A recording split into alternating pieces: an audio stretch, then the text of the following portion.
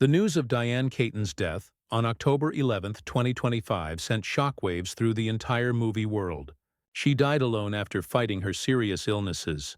But what shocked people even more than her death was how Al Pacino reacted. He was her movie partner for 15 years. Right after hearing the news, Al Pacino quietly cried and said, "I will feel sorry for the rest of my life that I didn't marry Dianne. She was the greatest love of my life." He remembered that when Dianne once said, "Marry me or we break up," he chose to walk away. And now that sorry feeling has become too much to bear. He didn't go to the funeral, but Pacino chose to remember Dianne in his heart, keeping all memories of her alive. From old photographs and handwritten letters to small gifts, each special item reminded him that Diana never truly left. What sad scenes happened at Dianne's funeral? Who was there to say their final goodbyes? Watch the video to find out. On the morning of October 11, 2025 in Los Angeles, the day was gentle and clear. Sunlight came through tall leaves onto the road in front of the big house Dianne Keaton once called her private place of imagination. The house was quiet as always, with only the wind and bird songs. But inside that calm was broken by something no one expected. At 8:08 a.m., the emergency service got a short phone call. "Person down." Knew their details, just 3 cold, heavy words. Rescue 19 headed out right away, not knowing that in a few minutes they would enter the home of one of America's famous movie stars. When the paramedics arrived, the iron gate was still closed and there was no unusual noise, and a woman inside opened the door and took them in. Dianne Keaton was found not moving in the room filled with light she'd used for reading scripts and writing in her journal. Everything around her was neat. No signs of trouble or fallen objects. Only silence remained thick, like the nature of how she left. They carried her along the tree-lined street that Dianne had driven down many times. The ambulance left in silence as if respecting the peaceful morning. Just hours later, the world learned that Dianne Keaton had died at the age of 79. The news spread quickly, but all details about her final health were kept private. The family confirmed her sudden health problems, but refused to say the cause. In the following days, reporters and fans began putting together pieces of information. Dianne had talked about her fights with skin cancer, her difficult years with eating problems, and how she looked more weak in recent times. But no one had proof that any of this was directly connected to her final mourning. Every detail stayed unclear, like sunlight coming through the leaves of her big house, bright yet broken into many pieces. Hollywood was shocked. Those who had worked with Dianne, from Woody Allen to Nancy Meyers, sent messages of respect, remembering her special smile. The hat slightly tilted on her hair, the natural grace no one could copy. Yet behind the praise, an empty space remained. Who was the first to notice her fall? Who called for help? And why did everything happen so fast, so quietly? No one has a clear answer. However, we will explore the illnesses that troubled Dianne later in the video. For now, let's move on to Dianne Keaton's funeral, where a legend was laid to rest. What we know is that Dianne Keaton's funeral took place shortly after. The family chose a small seaside garden, where old olive trees whispered with the wind, as if nature itself kept the private promise. Dianne once wrote in her book, her family, along with her 2 adopted children, Dexter and Duke, picked this peaceful place far from the Hollywood spotlight she had won, but never let control her. On October 14, 2025, just 3 days after her death, the movie world paused for a moment to honor the woman who had changed the image of humor and strength. As the first guests quietly stepped through the iron gate, the air was heavy with silent sadness. Betty Midler, Dianne's friend through the laughter of the First Wives Club, arrived first, her gray scarf hiding tear-stained cheeks. She held Carol by her Sager's hand, who had seen Dianne's weakness in her final days, whispering, she never pretended, never competed. She was simply Dianne with that playful smile. They sat in the front row beside simple white flowers, not bright roses, but small bunches of lavender from Dianne's old garden, showing the simplicity she always wanted. No big orchestra played, only an old piano softly playing the music from Annie Hall. The music Dianne once called the laughter of my soul. The family was the heart of the ceremony, a warm circle in the salty sea breeze. Dexter, the 29-year-old daughter with eyes like her mother, stood first, her voice shaking but strong. Mom taught us that life is a comedy, sometimes clumsy, sometimes painful, but always worth clapping for. Duke, her 25-year-old son, sat beside her, holding her hand, eyes red as he remembered afternoons when Diane wore unusual hats, laughing with Reggie, her golden dog. They didn't cry loudly, but shared small stories. How Diane adopted them at 50.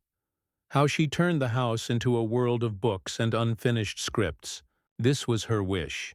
Not a big showy ceremony, but a place where family could whisper words of love away from watching eyes.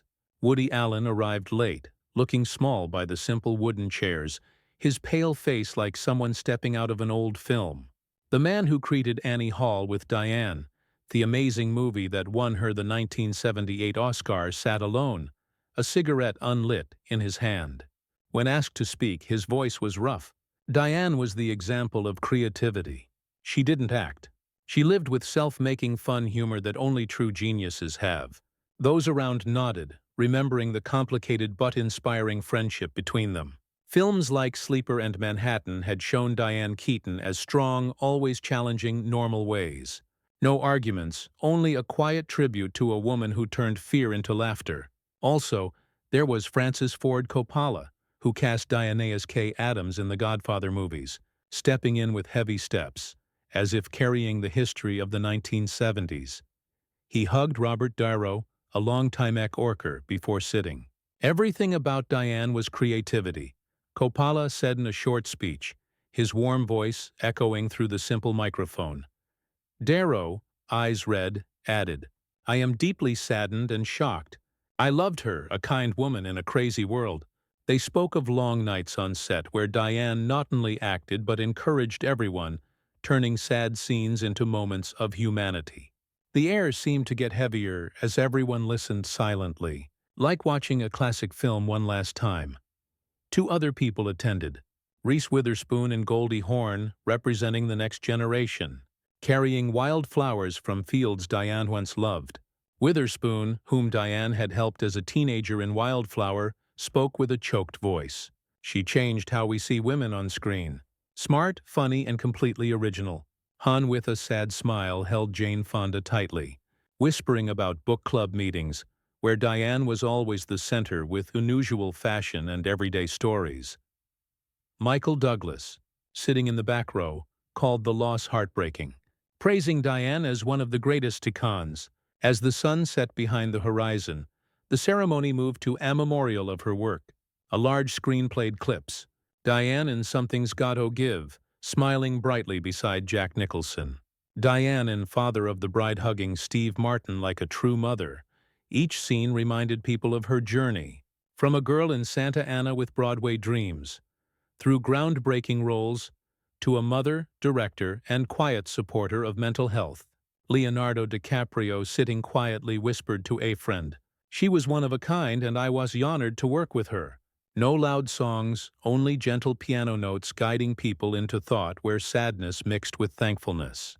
However, the most special person to honor Diane was her former boyfriend, Al Pacino.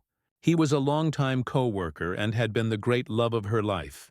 Upon hearing the news of Keaton's death, Pacino fell into a pain described by close friends as very deep and haunting. Their relationship began in 1971 on the set of The Godfather, where Keaton played Kay Adams and Pacino played Michael Corleone. Those years together, though full of passion and challenges, left a mark on him that would never go away. And now that sorry feeling has become a controlling emotion. Close friends said that he cried the moment he got the news, hands shaking as he held the phone, unable to believe that the woman he had loved deeply and spent his youth remembering was gone forever. He sat quietly for hours, eyes fixed on old photographs on the table, moments of Diane laughing on the set of The Godfather, everyday smiles in Santa Ana, that Pacino kept in albums, looking at them again and again, in silence. Pacino never publicly made a direct statement about Keaton's death. Instead, his closest friends said that he was in deep pain and regret for not proposing when he had the chance. "Marry me or we break up," Keaton had said. Pacino chose to walk away, and now after her death, he realizes that chance was lost forever. Friends described him saying over and over, "If it's meant to be, it's never too late for a second chance." But sadly now it's too late. Pacino's regret was not only personal pain, but also a tribute to someone who'd brought balance and peace to his life. In earlier books and interviews, he had admitted being with Dianne was very much about a sense of peace and comfort. "I found a type of comfort that lets you feel and think with the world." Now memories of her smiles, afternoon sunset, and ordinary moments spent together have become the only treasure she keeps. Pacino did not go to Dianne's funeral. Friends explained that the pain was too great for him to walk through the gate. He wanted to remember Dianne in his own heart, keeping her image alive forever in his mind. He wanted everything about Dianne to stay the same as the memories he loved, unchanged by the funeral or the curious eyes of the public. The image of Keaton with her playful smile and open heart stayed clear in Pacino's mind, going beyond any ceremony or goodbye. In the days after her death, Pacino spent hours looking at old photographs from The Godfather Part 2 and Part 3, where their love was most intense. A close friend said that he was haunted by memories, quietly remembering the years they shared. From tiring filming to the simple everyday moments that Keaton always knew how to turn into unforgettable memories, that unfinished love has now become a lifelong regret. He opened her old notebook, flipping through handwritten pages of scripts, small notes in blue ink, even little writings about daily life. One time he burst into tears when seeing Dianne's words, "Don't forget to smile even when the world is against you." He also kept a silver bracelet Dianne had given him for Christmas in 1975. Each time he looked at it, Pacino seemed to hear her warm, playful voice echoing in his memory. In 2017, at the AFI Lifetime Achievement Award for Keaton, Pacino gave an emotional tribute, "I will love you forever." Now those words sound like a late goodbye, showing that to him Dianne was not just a star, but the greatest love of his life, an irreplaceable part of his soul. In Pacino's heart, she still lives bright, strong, and whole, just as the person Hollywood once admired. Despite her famous and successful career, Dianne had very weak health in her final days. In the last months of her life, Dianne Keaton quietly faced a sudden drop in health, shocking friends and fans. Her medical history noted 2 major battles, skin cancer and bulimia. From the age of 21, she faced basal cell carcinoma, a disease passed down in families that had affected her aunt, father, and brother. Around 2014, she had 2 surgeries to remove squamous cell carcinoma on her cheek, a challenge that made her a strong supporter for sun protection. "Ethos followed me all my life, which made friends worry that long-term effects may have added to her weakness, especially as her body looked very thin and weak in her final weeks." As Carol Bayer-Sager described after meeting her in Palm Springs, bulimia was another painful chapter in Keaton's life. Beginning in the 1970s, when the pressure to lose weight for the Broadway musical Hair pushed her into out-of-control eating habits, she once ate up to 20,000 calories a day. Fried chicken, French fries, sweets, then threw up, a habit she called an addiction and the lowest point of my life. Weekly therapy helped her get over it. But she always considered herself a recovering addict. Although the problem did not publicly come back, it left a deep mental mark, causing her to live alone during her early career. Friends guessed that the mental effects may have made her weaker when her health dropped in old age. The sudden drop became noticeable in the final months of 2025, shocking those around her. Carol Bayer-Sager, a close friend, met Keaton in Palm Springs after the January 2025 wildfires and was shocked to see her unusually thin. She was still smiling, still funny, but looked very weak. Others also noticed she had stopped her favorite habits, such as daily walks with her golden dog Reggie. The last image she posted on Instagram a few weeks before her death. An unnamed friend said, "Dianne didn't want anyone making a fuss. She kept it private as if she didn't want us to worry." Fans began to notice worrying signs from Keaton's rare appearances. A post from an entertainment news account described Dianne looked tired, pale, much thinner than before. Another unusual sign was her decision to sell her dream home in Los Angeles for $29 million in March 2025. This house, where she had lived since 2017 and had written a book about, showed her passion for building design and family stability. Friends saw the Saleas unlike her, suggesting that her health or mental state had made her change her lifestyle. She loved that place, always said she would live there forever with Dexter and Duke. A source shared this decision along with fewer public appearances, suggested she may have sensed her body weakening, but chose to face it alone. On the morning of October 11th, the Los Angeles Fire Department was called to her home at ieuie 8 a.m. for emergency medical help. She was taken to the hospital but did not survive. Dianne Keaton died on October 11, 2025 in Los Angeles at the age of 79. Her death left a huge empty space in the hearts of fans in the movie industry. Her memory will be forever remembered through her famous roles and tireless work in the arts.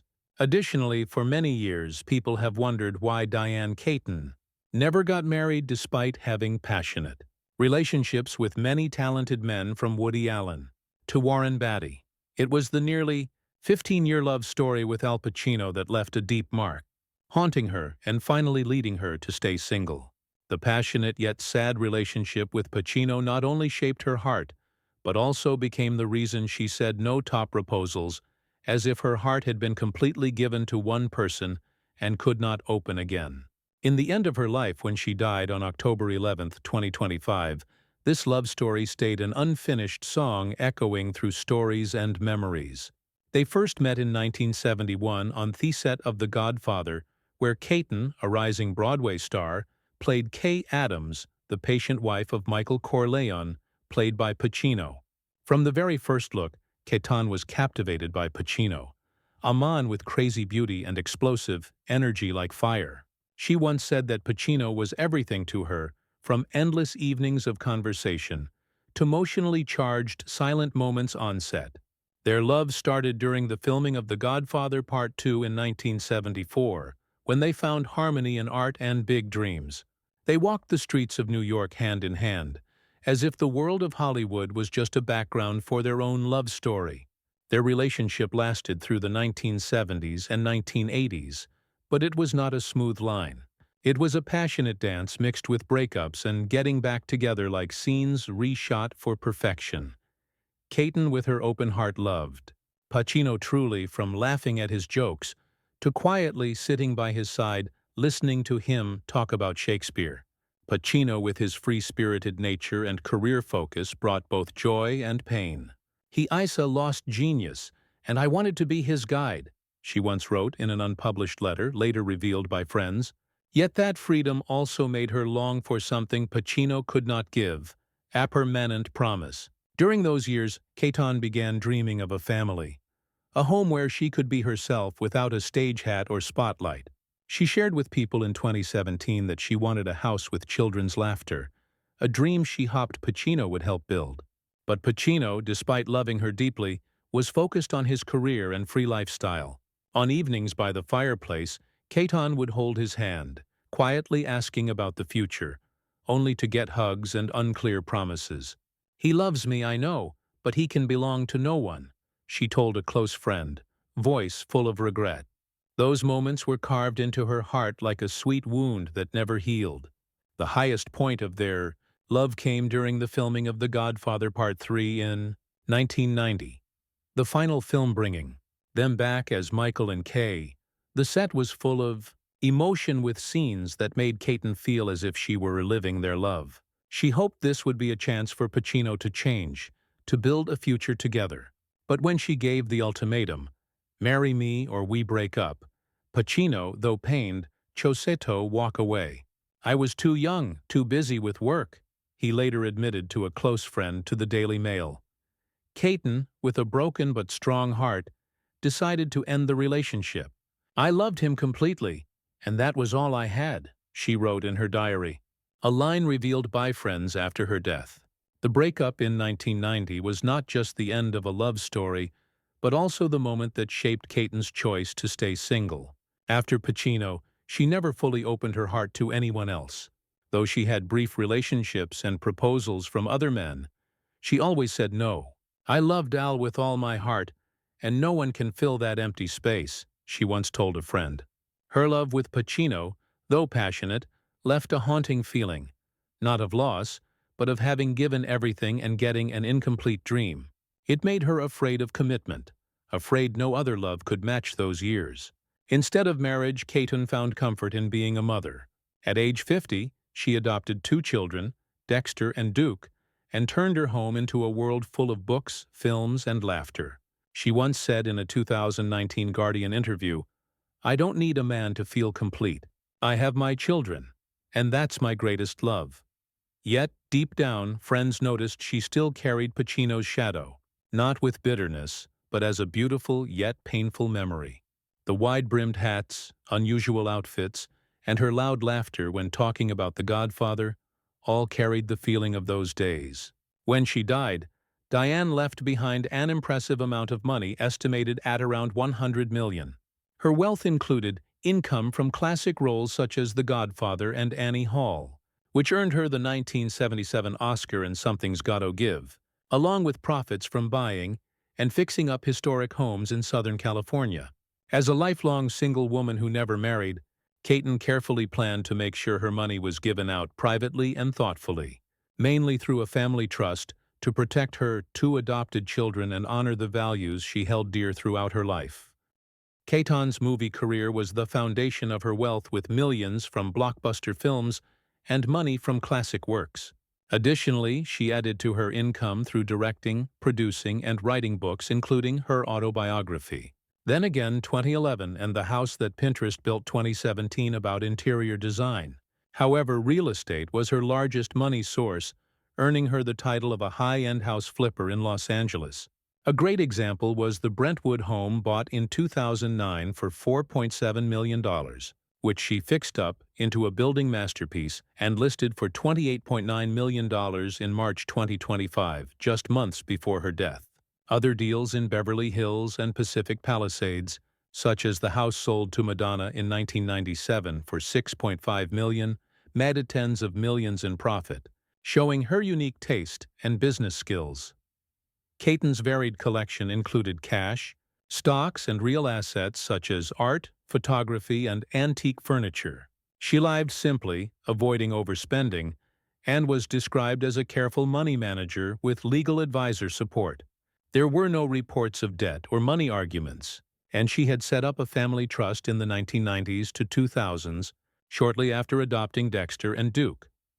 This trust made sure the money was given out without public court hearings, honoring her desire for privacy. Most of Keaton's money was given to her 2 adopted children, Dexter and Duke, whom she called the greatest love of my life. Dexter, a veterinary technology graduate who lives privately, shared memories of her mother on social media, while Duke followed music with her support. Beyond family, Keaton gave a small part of her money to charity. Dianne Keaton's funeral was held in a serious and private atmosphere, attended by family, close friends, and several well-known co-workers. Many shared fond memories of her, from her humor and charm to her strength in facing illness. Co-workers gave heartfelt tributes, honoring Keaton's huge movie work and her impact on American arts. The funeral space was filled with sympathy messages, fresh flowers, and stories of her inspiring life, showing the respect and love people held for this legendary actress, Al Pacino. Her longtime boyfriend spoke in tribute to Dianne Keaton, calling her the only one I ever wanted to marry. What do you think of Dianne Keaton? A strong yet weak woman, an icon of art and character. Share your thoughts. Subscribe for more articles and videos about legendary movie people.